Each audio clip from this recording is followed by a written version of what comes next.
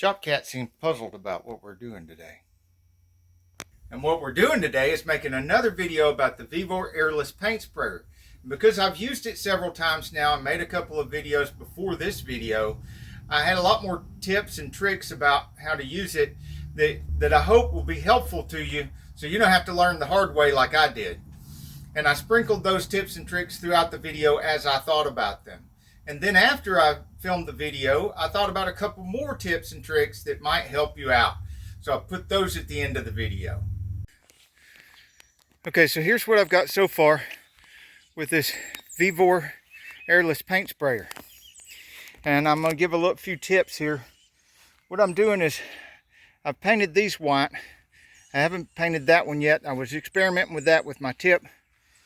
And then I've got all this wood that's ready to be painted that I've pre-cut for the barn garage. I've got the rest of this tin, which is going to be some more of the roofing tin. And the other roofing tin that I put up there was already white from the factory, brand new and white from the factory. These are going to be pieces here and there where the roof drops. You can see this white boards here, not the ones up here. I haven't done those yet, but the ones around the windows and at the corner, I pre-painted those with the airless sprayer before I put them up. And all this stuff right here is either going on the roof or going on the other side of the barn garage, in hopes that I can make the other side of the barn garage look as good as this side. One of the first things you need to know is you do need to stir your paint really good. And I have found it best with this sprayer. I don't know about other brand sprayers, but this sprayer seems to work best when I put about 1/3 water and 2/3 paint with this Valspar paint. I don't remember if that was from Lowe's or Home Depot, but it's, you know, one of the big box stores, readily available paints in 5-gallon buckets. It's just a white, and I like to paint everything white. It just makes it easier for me when I've got to fix things and touch things up. I'm keeping my tip in water, keep it in soft if I'm not using it at the moment. The tip seems to be a little cantankerous, and the last thing I want is stuff to start gumming up in the tip and then have to take it apart and clean it in the middle of a job. Uh-oh, Tigger the shop cat's here to supervise. It's not recommended to paint the cat with this.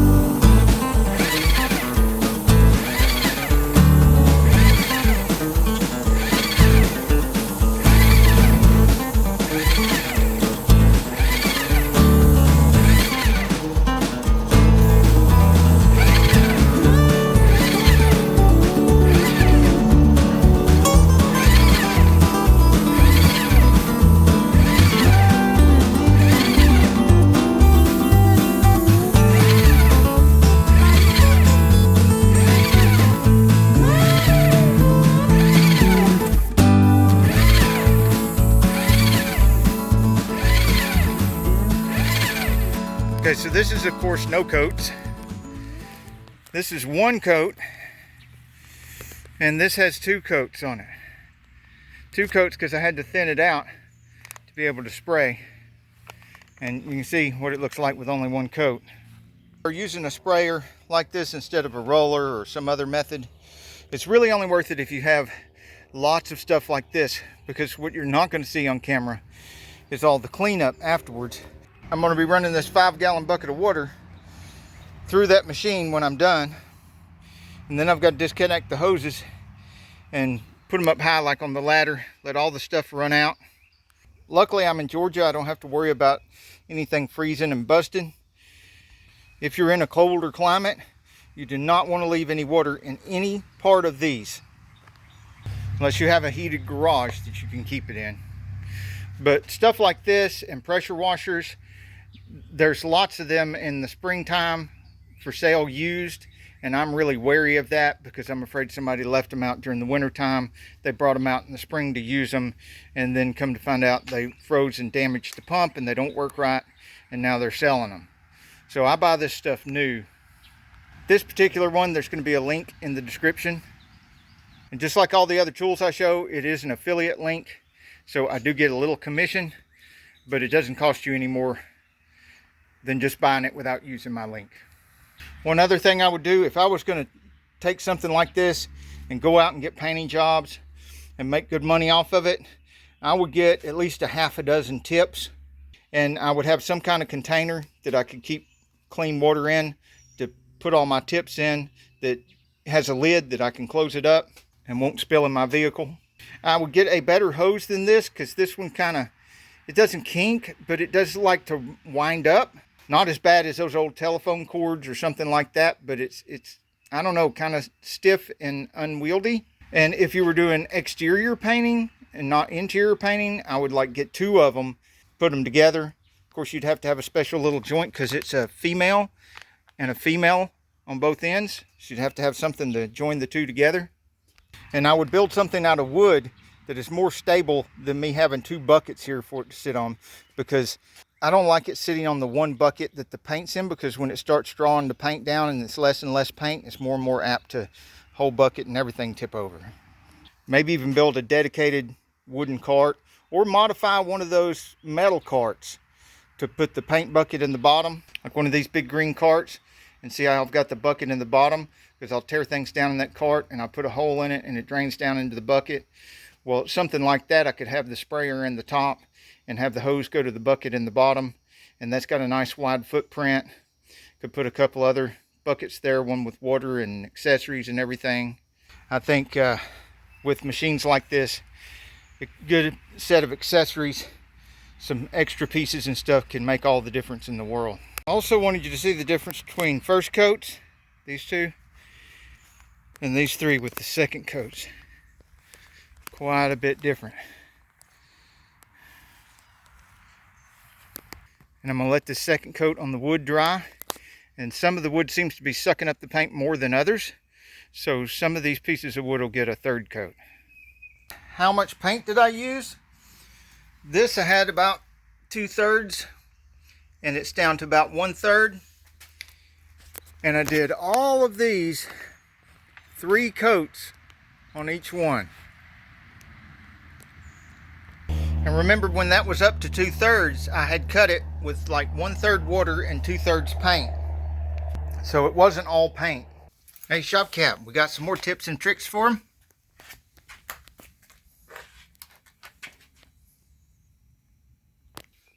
Shopcat says pull everything in from the rain so it doesn't get rained on right after you paint it.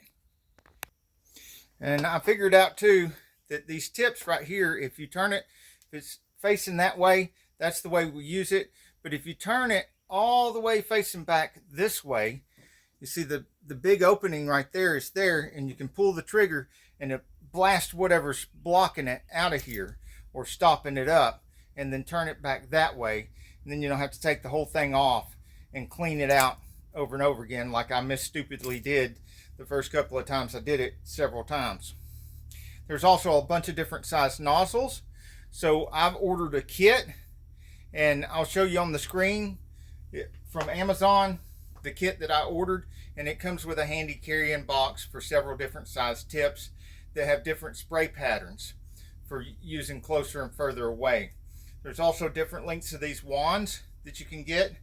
Now, if you're in the off season while you're watching this, you might want to go ahead and get one of the longest ones and one of the shortest ones, because during the summertime season, spring and summertime, they're sold out of the long ones and the short ones. I mean, everybody.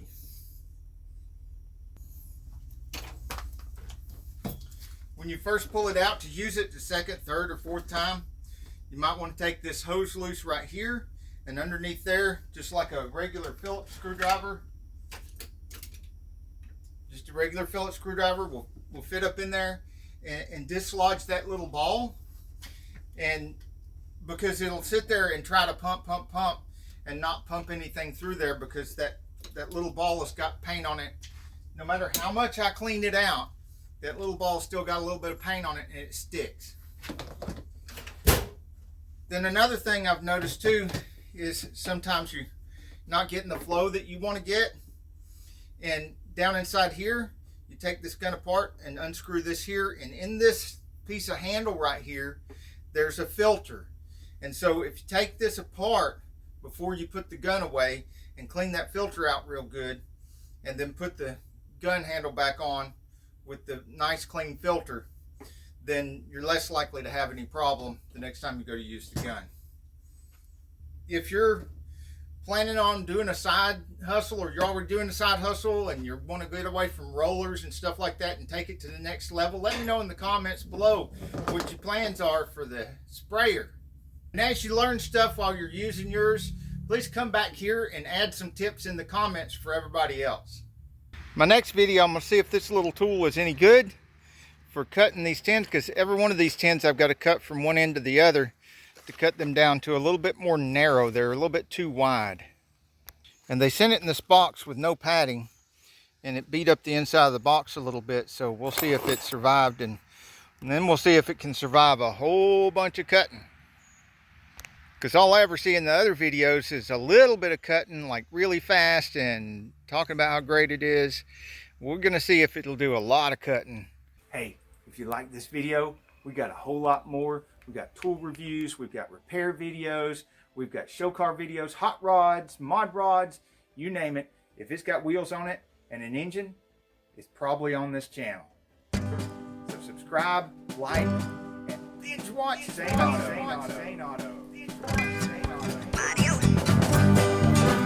Do not attempt anything you see or hear in this video.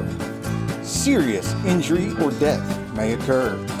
Saneauto and or Victor Sane cannot guarantee against improper use or unauthorized modifications of this information. Saneauto and or Victor Sane assumes no liability for property damage or injury incurred as a result of any of the information contained in this video. Use this information at your own risk.